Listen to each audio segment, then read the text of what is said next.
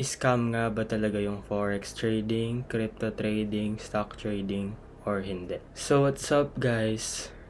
It's Daniel again, and today we're going to answer the question na scam nga ba talaga yung forex trading, crypto trading, stock trading, or hindi?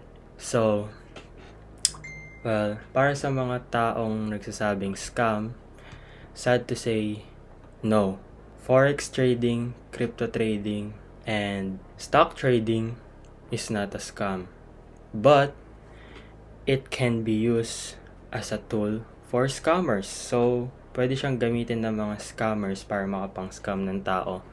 So, number one rule, if papasok kayo ng forex trading or any kind of trading, whether it's stocks or crypto, never let someone trade your money. Okay? Huwag niyong ibibigay yung pera nyo sa taong nakita nyo online na nagsasabing magte-trade siya para sa inyo. Kailangan nyo lang magpasok ng 5,000, 10,000, 15,000, and before 1 month or after 2 weeks, magiging 30,000, magiging 40,000, 50,000.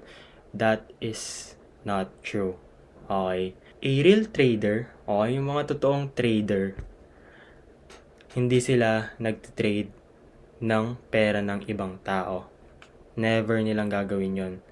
It's either magiging funded trader sila, which is yung ibang ginagawa ng ibang trader, is hanap sila ng company na magfa-fund sa kanila, and then yung iti-trade nila is yung pera ng company, and then may commission sila sa mga profits na ginagawa nila. Or, iti-trade nila yung sariling pera nila. Okay? Never sila magte-trade or hihingi ng pera sa ibang tao. Yun yung mga totoong trader. Okay? Be wise. Be wise sa mga pinapanood, and lagi nyo tatandaan, never let someone trade your money. Okay? Always trade your money. Don't give your money to someone you saw online saying na they're going to trade for you. That's not true. That's 100% scam.